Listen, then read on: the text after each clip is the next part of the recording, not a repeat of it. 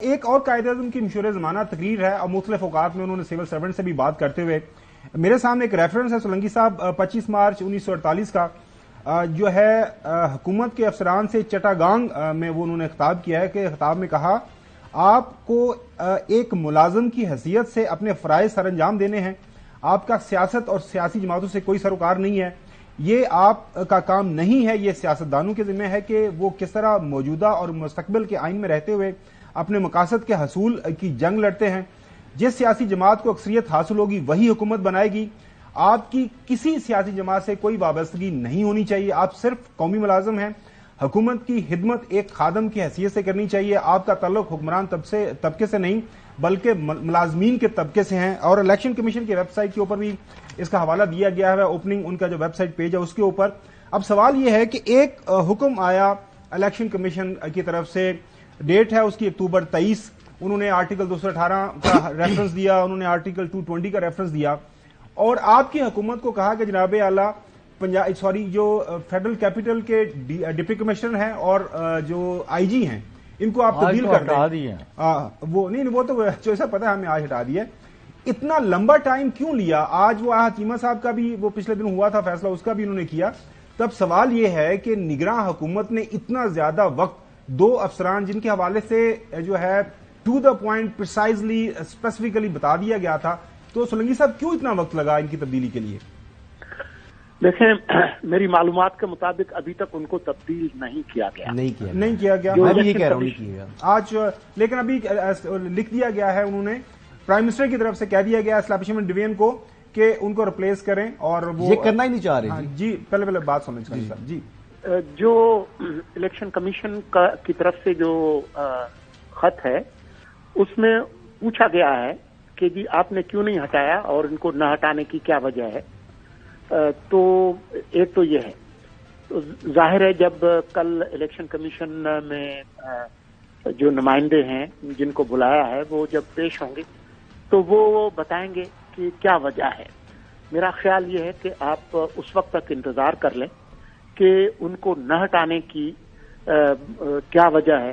اچھا سولنگی صاحب, آج جو پرائم منسٹر آفس سے جو اعلامیہ ہمارے سامنے آیا ہے, جو ابھی خبر چل چکی ہوئی ہے, شاید آپ کی نظر سے بھی گزرا ہوگا, ان کے جو کیپٹن ریٹائرڈ محمد خرم آغا صاحب ہیں سیکرٹری, انہوں نے کہا ہے the prime minister has seen and is pleased to desire that with regard to replacement of deputy commissioner Islamabad and inspector general police Islamabad establishment division shall propose a panel of officers for their, وہ جو بھی ہے ان کے orders کے لیے, اس کے placement کے لیے. یہ آج آرڈر آ چکا ہوا ہے. تو 25 کیبنٹ منظوری دے گی آئی جی کے لیے نا. ذرا سن دیکھیں, یہ میری نظر سے بھی گزرا ہے.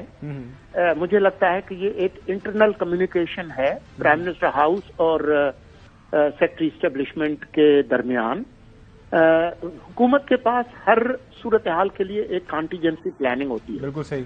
تو اگر وزیر اعظم ان کو ہٹانا چاہے گا تو ظاہر ہے اس کے لیے ایک پروسیس ہے. وہ پروسیس تو کمپلیٹ کر کے رکھیں گے نا کہ جی وہ ظاہر نام بھیجتے ہیں. اور سولنگی صاحب, میں وہ پروسیس تو خیر ہمیں معلوم ہے کہ وہ پینل مانگتے ہیں. جس طریقے سے یہ جو جس چیز کا حوالہ دے رہے ہیں نوٹیفیکیشن کا جو ہے خاور گمن صاحب, تو بات یہ ہے, سوال یہ ہے کہ کیا آخر وہ کون سی مجبوری ہے, کون سا آسمان کو ان دونوں افسران نے روک رکھا ہے جو اسلام آباد کے اوپر نہیں گر رہا, جس وجہ سے ان افسران کی جو تبدیلی ہے اس سے گریز جو کر رہی ہے نگران حکومت.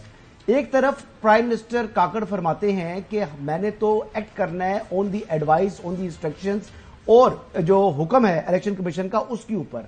تو پھر الیکشن کمیشن تو لکھ رہا ہے, لیکن پھر آخر کوئی طاقت ایسی ہے جو کہ اس کو روک رہی ہے, اور وہ ہماری نظر میں تو پرائم منسٹر پاکستان سے بڑی طاقت تو کوئی نہیں ہے اس وقت. تو یہ پرائم منسٹر ڈس اوبے کر رہے ہیں ڈیلیبریٹلی الیکشن کمیشن کے اس فیصلے کو. نہیں, میرا نہیں خیال ہے کہ ڈس اوبے کر رہے ہیں. اس میں تاخیر ضرور ہوئی ہے, اور اس کی کیا وجوہات ہیں جس کی وجہ سے فوری طور پر ان کو نہیں ہٹایا گیا. میں آپ سے درخواست کروں گا کہ آپ کل صبح تک انتظار کر لیں. جب دونوں نمائندے وہاں پر پیش ہوں گے تو وہ وجوہات تفصیل سے رکھیں گے. سر, میں آپ اسی بات سے ایک بات آتی ہے نا سر, میں ایک بات پوچھنا چاہ رہا ہوں نا. دیکھیں, آپ مجھے اگر آپ नहीं, वजाहत का मौका नहीं देंगे तो फिर मैं चुप करके सुनता हूं, आप फरमाइए। सोलंकी साहब let him complete. Ji Solanki साहब, मैं सिर्फ ये कह रहा था कि आप कल सुबह तक इंतजार कर लें, क्या वजह है कि उनको फौरी तौर पर नहीं हटाया गया। वो वजूहात जो इलेक्शन कमीशन है उनके सामने रखने दें और फिर इलेक्शन कमीशन को फैसला करने दें कि वो क्या चाहते हैं, और फिर उसी तरह से देखेंगे। अगर आप ये चाहते हैं कि जो वजूहात उन्होंने बतानी है कल, वो वजीर इत्तलात आज आपको बता दे, तो मैं समझता हूं कि ये मुनासिब नहीं होगा। अच्छा, चल मैं बात कर लूँ, बात करना चाह रहा हूँ सर। देखिए, बात यह है कि प्राइम मिनिस्टर साहब के लिए ना एक बंदे ने गाया था गाना, उसने कहा था वजीर आजम काकड़ साई पिंजरा पुल बना दे। तो फिर प्राइम मिनिस्टर ने उस मैटर को भी देखा और उन्होंने कहा जी कि मैं पिंजरा पुल बनाता हूं। तो अब क्या इलेक्शन कमीशन को भी ये कहना पड़ेगा कि प्राइम मिनिस्टर काकड़ साई इन दोनों अफसरान को हटा दे, यानी ये गाना गाना पड़ेगा उनको भी? चलें, ये लाइटर नोट हसन ने कहा है। अच्छा सोलंकी साहब, आपने मैं इस पे तबसरा करना चाहूंगा। जी प्लीज सोलंकी साहब, गो अहेड।